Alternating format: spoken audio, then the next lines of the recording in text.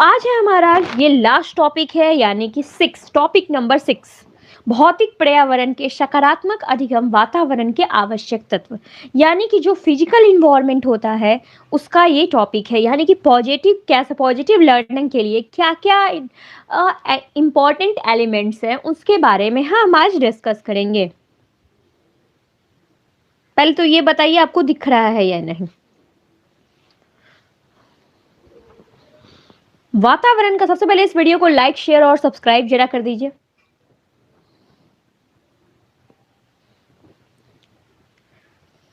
वातावरण का अर्थ होता है पर्यावरण। क्या होता है? तो पर्यावरण। पर्यावरण दो शब्द अर्थात परि प्लस आवरण से मिलने से बना होता है। परि का अर्थ होता है चारों ओर तथा आवरण का अर्थ होता है ढकना। परि का अर्थ क्या होता है? चारों ओर। और आवरण का अर्थ क्या होता है? तो ढकना। इस प्रकार पर्यावरण का अर्थ होता है चारों ओर से घेरने वाला, प्राणी, मनुष्य, जल, वायु, वनस्पति, पहाड़, पठार, नदी, वस्तु आदि से घिरा हुआ हो। ये सब मिलकर पर्यावरण का निर्माण करते हैं। ठीक है, ये सब मिलकर क्या करते हैं? तो पर्यावरण का निर्माण करते हैं। मानव विकास में जितना योगदान आनुवांशिकता का है उतना ही वातावरण का भी है। इसलिए कुछ मनोवैज्ञानिक वातावरण में को सामाजिक वंशानुक्रम भी कहते हैं। जो भी व्यवहारवादी थे, यानी कि देखो, जो हमारा ह्यूमन डेवलपमेंट होता है, जितना आपका जो इम्पोर्टेंट योगदान होता है हेरिडिटी का, उतना ही योगदान किसका होता है? तो वातावरण यानी कि इन्वायरमेंट का। वंशानुक्रम से अधिक वातावरण को महत्व दिया जाता है। एनास्टासी के अकॉर्डिंग पर्यावरण वह हर चीज है जो व्यक्ति के जीवन के अतिरिक्त उसे प्रभावित करती है। क्या करती है? तो व्यक्ति के जीवन के अतिरिक्त उसे क्या करती है? उसे प्रभावित करती है। जिस बर्ट ने कहा था जो किसी वस्तु को चारों ओर से घेरे हुए उसे प्रत्यक्ष प्रभाव डालता है, वह क्या होता है? तो पर्यावरण भी होता है। हॉलैंड एवं डगलस पक्वता और प्राकृतिक व्यवहार तथा जीवन शैली को प्रभावित करने वाली में समस्त शक्तियों के अकॉर्डिंग होता है। किसके अकॉर्डिंग? देखो, ये साइंटिफिक नेम है ना, उसे ना पॉइंट टू पॉइंट याद कर लेना, वरना बहुत दिक्कत हो जाएगा। कक्षा का जो भौतिक यानी कि फिजिकल इन्वायरमेंट होता है उसको प्रत्यक्ष रूप से करता है। फिजिकल इन्वायरमेंट के अंतर्गत प्रकाश, वायु आते हैं। कौन आते हैं? तो प्रकाश और वायु आते हैं।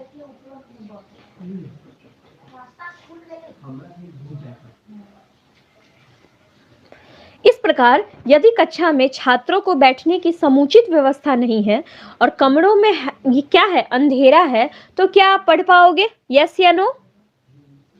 क्या कक्षा में यानी कि क्लासेज वगैरह में अंधेरे रहेंगे और वहां पे बैठने की व्यवस्था भी नहीं है, तो क्या आप पढ़ पाओगे? नहीं। ऐसी स्थिति में छात्रों का मन क्या होता है? लर्निंग से क्या होता है? विरक्त हो जाता है और उसके सीखने में क्या होती है? तो बाधा उत्पन्न होती है। अब देखो, मैंने आपको होता है, ये अधिगम का इंग्लिश होता है लर्निंग। लर्निंग क्या होता है?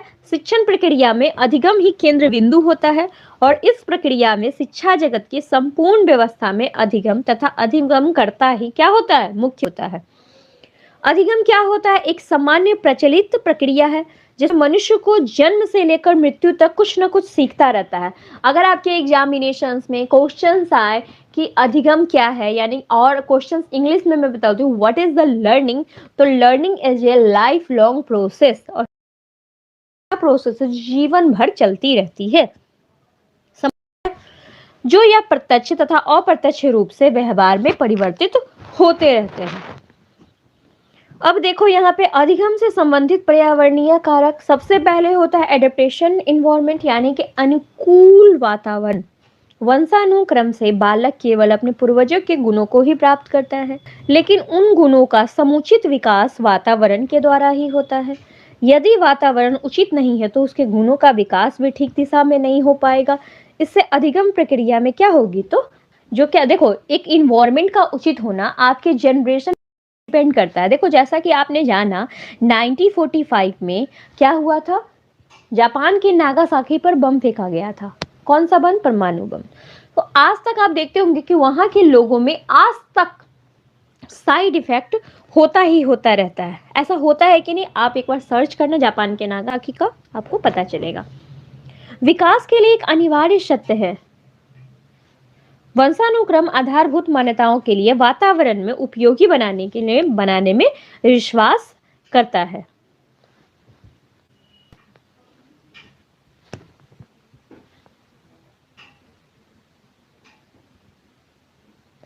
शिक्षा के लिए अनौपचारिक यानी कि इनफॉर्मल सिचुएशन साधन बालक शिक्षा साधनों द्वारा प्राप्त करता है, जो औपचारिक तथा अनौपचारिक भी होते हैं। इन दोनों ही प्रकार के साधनों का अधिगम पर क्या पड़ता है, एक गहन प्रभाव पड़ता है। शिक्षा के औपचारिक साधनों के अंतर्गत नियमित रूप से शिक्षा प्रदान करने वाली संस्थाएं आती हैं, जैसे विद्यालय। इन संस्थाओं के निर्धारित एवं निश्चित नियम होते हैं तथा प्रदान की जाने वाली शिक्षा की पद्धति भी क्या होती है, पूर्व निश्चित होती है। यानी कि इनफॉर्मल एजुकेशन जो होता है उसमें क्या होता है, बालक का शिक्षा प्रदान किया जाता है, जिसमें फॉर्मल और इनफॉर्मल एजुकेशन होते हैं। ओके, और इसमें बहुत सारा होता है अनौपचारिक से। देखो इनफॉर्मल एजुकेशन में क्या क्या होता है, जैसे कि रेडियो, समाचार पत्र, चलचित्र मतलब सिनेमा, पुस्तकालय, लाइब्रेरी, वाचनालय, जो भी वॉइस आप देखते होंगे, जिनकी शिक्षा प्राप्ति में एक अलग ही प्रभाव होता है। क्लीन दिख रहा है भाई, एकदम क्लीन है पिक्चर्स, आपने क्वालिटी बढ़ाई है, पिक्चर्स क्लीन दिखेगी। परिवार का वातावरण बालक की अधिगम प्रक्रिया पर उसके परिवार के वातावरण का सबसे अधिक प्रभाव पड़ता है। यदि परिवार में लड़ाई झगड़े होते हैं तो ऐसे वातावरणों का बालक के मस्तिष्क पर बहुत ही बुरा प्रभाव पड़ता है या नहीं? जिस घर में लड़ाई होती है तो क्या होता है, परिवार पर बहुत ही बुरा प्रभाव पड़ता है। अब देखो सामाजिक तथा सांस्कृतिक वातावरण। सामाजिक एवं सांस्कृतिक वातावरण में क्या होता है, जब छात्रों के अधिगम पर उनके सामाजिक एवं सांस्कृतिक वातावरण का भी प्रभाव पड़ता है। समानता सांस्कृतिक वातावरण का आशय व्यक्ति या निर्मित प्रभावित उन समस्त नियमों और विचारों को जो जीवन और चाहे, देखो सामाजिक और सांस्कृतिक यानी कि सोशल और आपका जो कल्चरल होता है वो कैसे, सोशल जैसे आपके समाज में, अब मान लो जिस कॉलोनी में आप रहते हो उस कॉलोनी में अगर गंदे लोग रहेंगे तो जाहिर सी बात है कि बच्चा वही देखेगा। अब जो दिन रात गोली और बंदूक देखेगा तो वो गोली और बंदूक ही सीखेगा ना। तो ये सारी हुए। फिर कल्चरल ट्रेडिशन भी उसके इसके लिए क्या है, अच्छी होनी चाहिए। चलिए विद्यालय का वातावरण कैसा होना चाहिए, विद्यालय के जो स्कूल्स होते हैं उसका क्या होता है, अधिगम की दृष्टि से यानी कि लर्निंग की दृष्टि से क्या होता है, बहुत ही ज्यादा इंपॉर्टेंट होता है। उसमें ऐसी समुचित संपूर्ण परिस्थिति प्रदान की जाती है जिनमें सीखने के सभी तत्व क्या होते हैं, विद्यमान होते हैं। यानी कि देखो आप स्कूल्स में जाते हो तो आपको स्पोर्ट्स कराया जाता है, कल्चरल एक्टिविटी कराई जाती है, बहुत सारे प्रोग्राम्स वगैरह कराए जाते हैं। तो आप एक अच्छे स्कूल्स में क्या होते हैं, एक इन्वायरमेंट करते हो, ठीक है ना, इन्वायरमेंट हो तो वहां पे बहुत सारी चीजें आप सीखते हो। विद्यालय के संपूर्ण परिस्थिति में कृत्रिम न लगाकर स्वाभाविक होनी चाहिए। चलिए सकारात्मक अधिगम के तत्व, सकारात्मक के क्या क्या होते हैं, कक्षा की आधार संहिता में, कक्षा संस्कृति में, कक्षा की आचार संहिता में सभी छात्र क्या होते हैं, अपने को सुरक्षित होने का अनुभव करते हैं। और शिक्षक क्या होता है, जैसे कि यहाँ पे आप देखो, यहीं की मैं बात बताती हूँ, आप लोग यहाँ पे पढ़ने आए हो तो मैं अगर आपसे ये कहूं कि आप लोग अगर पढ़ोगे तो आप बीएड में क्या है 100% अपना रिजल्ट लाओगे। जाहिर सी बात है कि आपके मन में ये क्वेश्चंस रहेगा कि हाँ भाई 100% रिजल्ट आ रहा है तो हम पढ़ाई करेंगे तो क्या हो जाएगा, हमें गवर्नमेंट कॉलेज मिलेगा तो मम्मी पापा के पैसे बचेंगे, यानी कि 25,000 में आपका बीएड हो जाएगा। नहीं पढ़ोगे तो 2 लाख रुपया लगाने के लिए तैयार हो जाओ। तो ये क्या हो गया, आपको एक मोटिवेट हो गया। तो ये चीजें आपको मोटिवेट करने में बहुत ही हेल्प होती है। छात्रों में संस्कृति तथा आचार संहिता का अनुपालन करने में शिक्षक की क्या होती है, बहुत ही महत्वपूर्ण भूमिका होती है। एक अगर शिक्षक अच्छा नहीं रहेगा तो आपके क्लासेस वगैरह भी आपके अच्छे नहीं। शिक्षक के शिक्षण के प्रति लगन, अब देखो एक शिक्षक यानी कि बीए टीचर, आप भी एक टीचर बनने वाले हो और सारे लोग यहाँ पे टीचर्स बनेंगे। एक सक्सेसफुल, जो भी इस वीडियो को देख रहा है वो जरूर एक सक्सेसफुल टीचर बनेगा, भगवान करे आपकी सारी विशेष पूरी हो। तो इससे आपने क्या समझा, ये आपको मैं बोलने के लिए नहीं बोल रही हूँ। क्या हो गया, एक मेरे वर्ड्स में ऐसा होता है ना, पॉजिटिव वाइब्स आ रही है, अरे हम इस वीडियो को देख रहे हैं, हम पढ़ेंगे तो जाहिर सी बात है कि हम एक अच्छे सक्सेसफुल टीचर बनेंगे। तो एक शब्दों में शक्ति होती है। तो वही चीज, यानी कि आपको एक अभिप्रेरणा यानी कि मोटिवेशन अगर दिया जाए तो शिक्षक के शब्दों में वो शक्ति होती है जो छात्रों का क्या होती है, जीवन बदल दे। शिक्षक को छात्रों पर निरंतर ध्यान रखना ही छात्रों के व्यवहारों में अपेक्षित परिवर्तन लाता है। समझ में आया? तो दिस इज द, क्या हो गया, इंटरनल नहीं एक्सटर्नल मोटिवेशन। मैंने आपको मोटिवेशन पढ़ाया है। Motivation, how many types of motivation, 2 types. पहला होता है इंटरनल, दूसरा होता है एक्सटर्नल। इंटरनल मोटिवेशन, बहुत बच्चे ऐसे होते हैं जिनमें खुद में इंटरनल मोटिवेशन होता है और वो लोग कुछ करने की चाह रखते हैं, ठीक है ना। आंतरिक अभिप्रेरणा और फिर बाहरी अभिप्रेरणा, इस टाइप के वर्ड्स आपको हिंदी में मिलेंगे। तो इस प्रकार की चाह होती है, तो वो सारी चीजें होती हैं। और एक होता है कि एक्सटर्नल मोटिवेशन, यानी कुछ देर के लिए तो आप, संदीप माहेश्वरी है, बहुत अच्छे मोटिवेटर हैं, आप उनकी वीडियोस तो जरूर देखते हो, लेकिन कितने मिनट के लिए, 1 घंटे के लिए, 2 दिन के लिए मोटिवेट रहते हो, फिर उसके बाद तो नहीं। इसी के लिए external motivation is most important part of our life, याद रखिएगा। चलिए नेक्स्ट, शिक्षक की शाब्दिक अंतर प्रक्रिया, सामाजिक तथा भावात्मक वातावरण। यानी क्या है, सामाजिक तथा भावात्मक, यानी कि जो आपका सोशल होता है और साथ ही साथ भावात्मक यानी कि इमोशनल होता है, उस प्रकार से भी बच्चों में क्या है, आप ज्ञान का प्रकाश कर सकते हो। जैसे शिक्षण का संपादन अंतर प्रक्रिया से भी किया जाता है। और क्या होता है, शाब्दिक अंतर प्रक्रिया होती है। कक्षा के पर्यावरण, कक्षा में क्या होता है, यानी कि क्लास में जो शिक्षक होते हैं उनके व्यवहार तथा क्रियाओं का नियंत्रण होता है। और कक्षा में प्रबंधन क्या होता है, महत्वपूर्ण घटक होता है। शिक्षक का अस्तित्व छात्रों से होता है।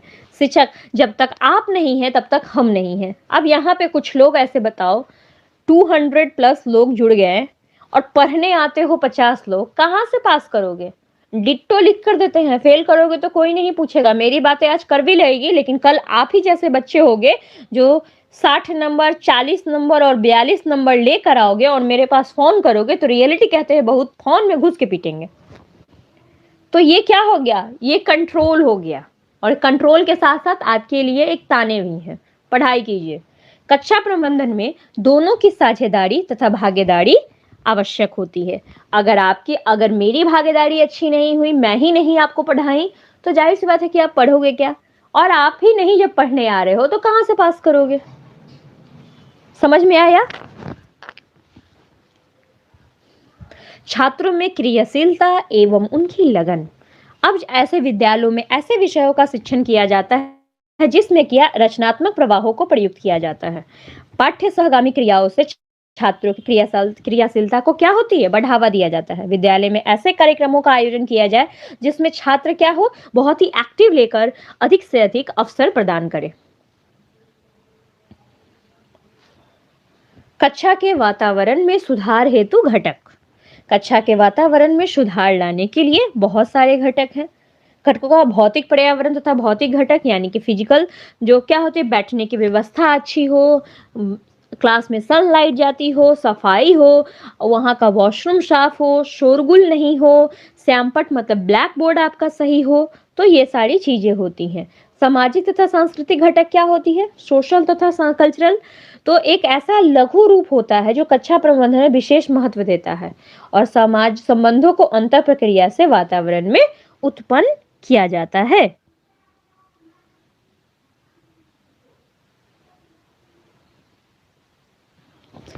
भाई आप कहाँ वेट कर रही थी? मैं तो यही हूं।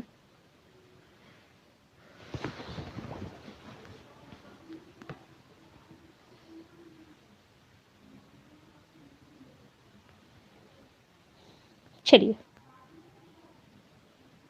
अब देखो, विद्यालय में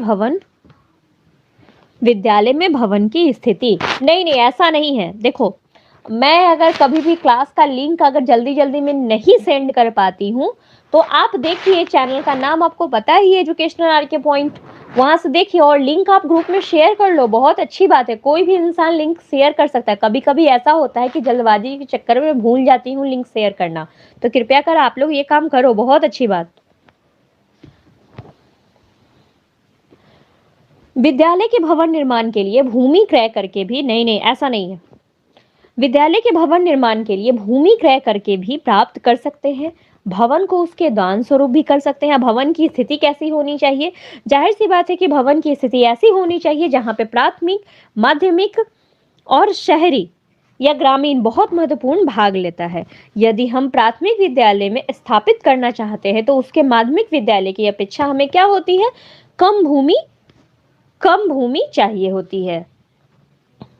कक्षा कक्ष में संख्या थोड़े छोटे होंगे, जो खेल का मैदान उतने ही बड़े ना हो तो काम चल जाता है। उनकी साज सज्जा भी देखो, आप किसी कैसे स्कूल्स में जाना पसंद करते हो, जाहिर सी बात है कि उसकी साज सज्जा अच्छी होती है, वो साफ सफाई होता है, काफी स्पेसियस होता है, तो आपको क्या लगता है कि मेरे बच्चे इसमें अच्छे से पढ़ पाएंगे। तो ये सारी चीजें होती हैं। विद्यालय चाहे ग्रामीण में हो या शहरी में, परंतु उसकी स्थिति चयन में जलवायु का ध्यान रखना आवश्यक होता है। अपितु अनैतिक, अस्वच्छ दशाओं में भी मुक्त होता है।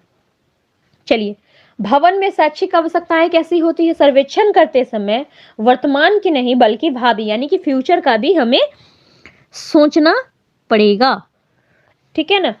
निर्णय किया जाए विद्यालय भवन में विभिन्न प्रकार के छात्रों में कुल कितनी संख्या होगी, तत्काल उसके लिए व्यवस्थित किया जाए। यानी कि एक बच्चे में तो क्या होते हैं, यहाँ पे देखो, एक विद्यालय में अगर 100 बच्चों की बैठने की व्यवस्था है तो हम वहां पे 200 बच्चों का एडमिशन नहीं ले सकते हैं ना। बाकी 100 बच्चों को हम कहाँ बैठाएंगे? एक बेंच पर लड़ाई झगड़ा करके बैठाएंगे क्या? बच्चे आपस में बाल नोचने लगेंगे एक दूसरे का? तो ये भी रहता है। कमरों की साज सज्जा, आपके स्कूल्स में अच्छे बोर्ड्स होने चाहिए, अच्छे डैशबोर्ड होने चाहिए। तो ये सारी चीजें, खैर हमने तो सरकारी स्कूल में पढ़ाई किए हैं, हमारे स्कूल तो कोई बात ही नहीं है। तो साज सज्जा की पूर्ण सूची तैयार करनी चाहिए, वर्तमान एवं भावी आवश्यकताओं को करना चाहिए। विद्यालय प्रबंधक इस सूची में तैयार करने के लिए विशेषज्ञों की सलाह ले तो ज्यादा अच्छा है। सामान्य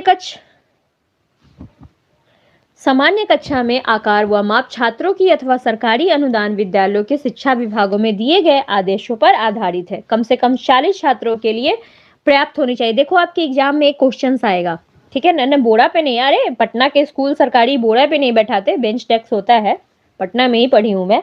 चलो,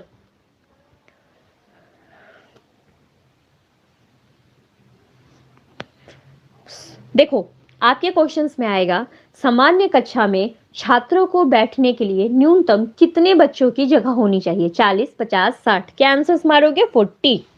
ओके।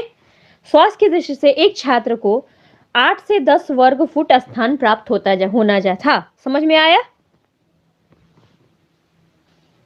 जिसमें मेजों, कुर्सियों और डेस्कों की व्यवस्था होती है, परंतु उनकी व्यवस्था ऐसे ढंग से की जाए जिसमें से शिक्षक प्रत्येक छात्र के पास सरलता से आ जा सके। शिक्षक की मेज तथा कुर्सी के लिए भी स्थान तंग न हो। कक्षा कक्ष दीवारी, श्यामपट्ट, शैक्षिक अलमारियां, मैप स्टैंड आदि को रखने के लिए समुचित व्यवस्था हो। इसके लिए अतिरिक्त कक्षा कक्षों में वायु प्रसरण के लिए उपयुक्त व्यवस्था किया जाए।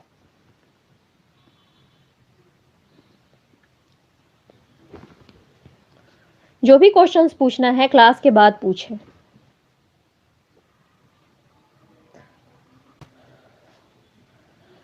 विशेष कक्षा कक्ष कैसे होते हैं?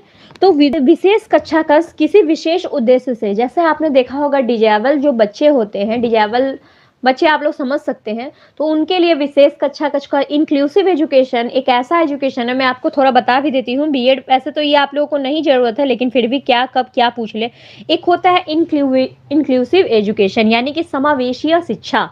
तो इंक्लूसिव एजुकेशन एक ऐसा एजुकेशन है जिससे क्या होता है, जिसमें सभी बच्चों को समान प्रकार की शिक्षा। देखते होंगे बहुत सारे बच्चों में, मतलब नॉर्मल स्कूलों में भी बच्चे क्या डिजेबल होते हैं, तो जो भी डिजेबल होते हैं उनके लिए वो सारी शिक्षा की व्यवस्था की जाती है। लेकिन स्पेशल स्कूल्स जो होते हैं यानी कि स्पेशल चिल्ड्रंस जो होते हैं, वहां पे स्पेशल बच्चे ही रह सकते हैं, यानी कि ओनली टू ओनली डिजेबल बच्चे ही रहते हैं।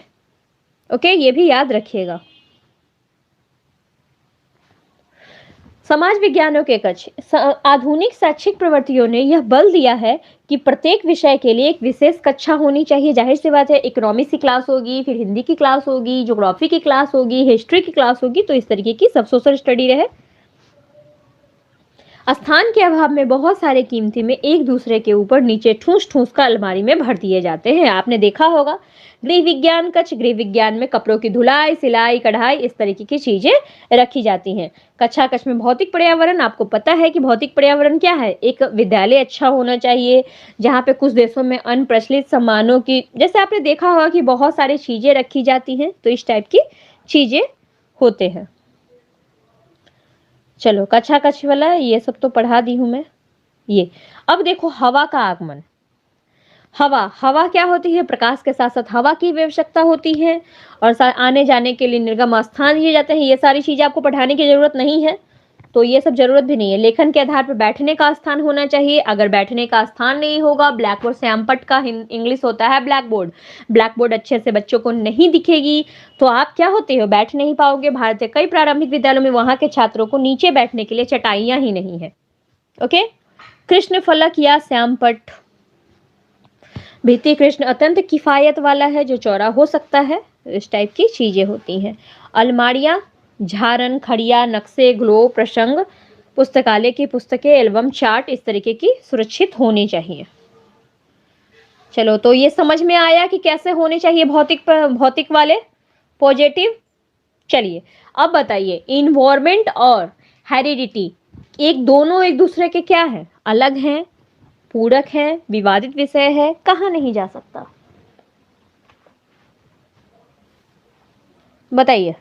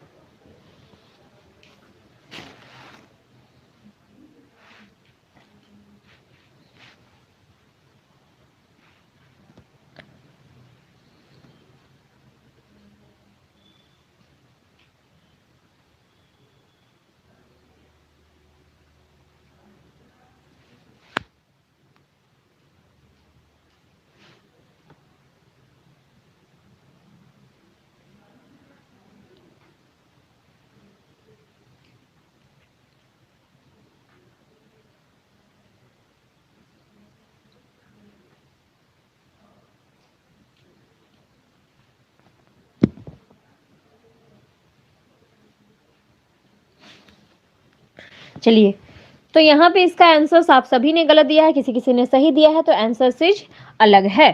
क्या है? तो अलग है। अभी मैंने आपको कहा है कि पर्यावरण और हेरिडिटी और ये इन्वायरमेंट दोनों एक दूसरे के अलग है। पर्यावरण का वास्तविक अर्थ क्या होता है? पर्यावरण का वास्तविक अर्थ क्या होता है? बताइए।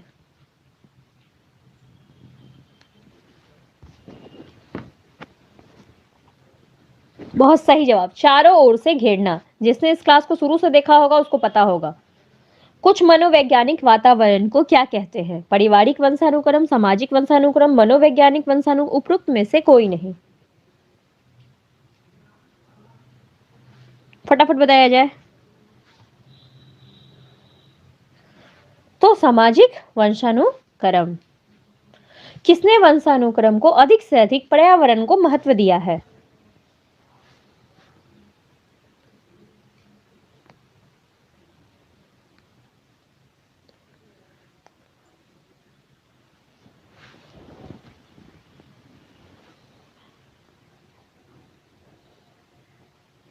चलिए, तो व्यवहारवादी बिहेवियरल एंड साइकोलॉजिस्ट ने पर्यावरण वो चीज है जो व्यक्ति के जीवन के अतिरिक्त उसे प्रभावित करती है, यह कथन किसका है?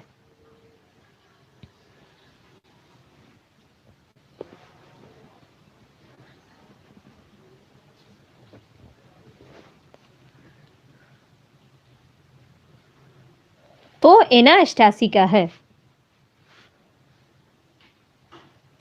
भौतिक पर्यावरण के अंतर्गत कक्षा को कौन प्रभावित नहीं करता है? 6 नंबर।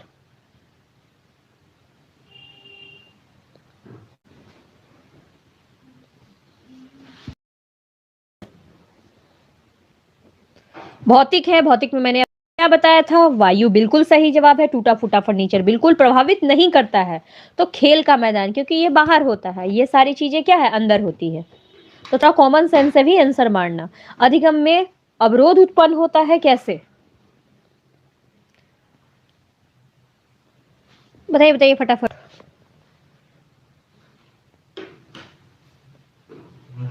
कैसे लर्निंग में कैसे अवरोध, मतलब कैसे बैरियर बनता है वो? जिन लोगों को हिंदी नहीं समझ में आ रही है तो हम बता रहे हैं इंग्लिश।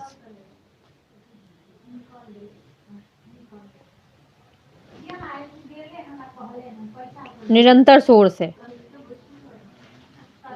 आधारभूत मान्यताओं को विकसित करने हेतु किसे उपयोगी बनाने में विश्वास करता है?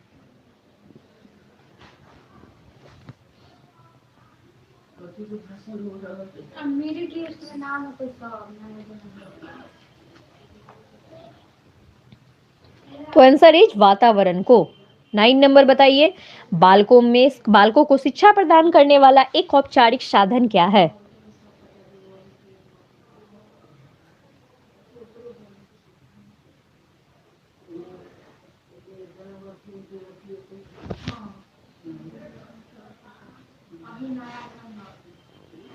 तो विद्यालय। कौन सा एक फॉर्मल अनफॉर्मल है? तो शिक्षा की प्राप्ति हेतु इनमें से कौन सा अनौपचारिक साधन है? बताए थे ना, बताओ। अनौपचारिक साधन कौन सा है?